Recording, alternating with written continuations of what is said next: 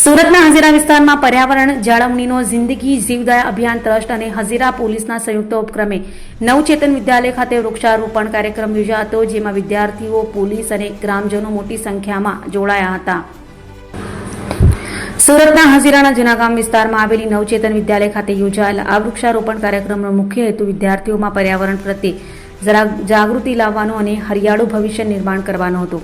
કાર્યક્રમમાં હજીરા પોલીસ સ્ટેશનના PI Parmar, police staff, શાળાના આચાર્ય, વિદ્યાર્થીઓ તેમજ જિંદગી જીવદયા અભિયાન ટ્રસ્ટના પ્રમુખ દીપભાઈ મહેતા અને તેમની ટીમ ઉપસ્થિત રહી હતી.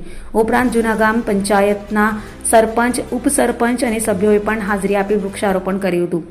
મહાનુભાવોના હસ્તે શાળા પરિસરમાં વિવિધ વૃક્ષો વાવવામાં આવ્યા અને તેની નિયમિત માવજત કરવાનો સંકલ્પ લેવામાં આવ્યો. પોલીસ અને સામાજિક સંસ્થાના સંયુક્ત પ્રયાસથી યોજાયેલા કાર્યક્રમને સ્થાનિકોમાં પણ સારો પ્રતિસાદ મળ્યો હતો.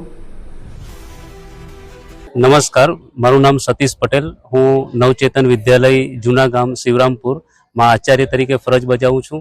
આજે શાળામાં જિંદગી જીવદયા અભિયાન તેમજ હજીરા પોલીસ સ્ટેશનના સંયુક્ત પ્રયાસ રૂપે અહીંયા અમારા વિદ્યાર્થીઓ અને શિક્ષકો તેમજ પોલીસ ડિપાર્ટમેન્ટ અને ગ્રામજનો દ્વારા વૃક્ષારોપણનો કાર્યક્રમનું આયોજન કરવામાં આવ્યું છે.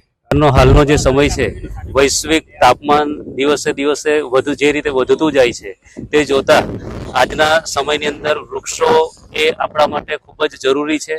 અને આજના જે બાળક છે, અમારા બાળકોને અમે એ સંદેશ આપવા માંગીએ છીએ કે દીકરાઓ, વૃક્ષો વાવો તો તમારું ભવિષ્ય છે, અને વૃક્ષો વાવો અને સાથે સાથે એનું જતન પણ કરો.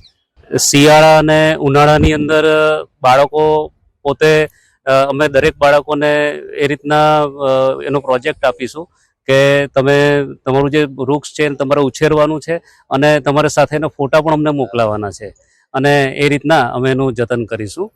Thank you very much.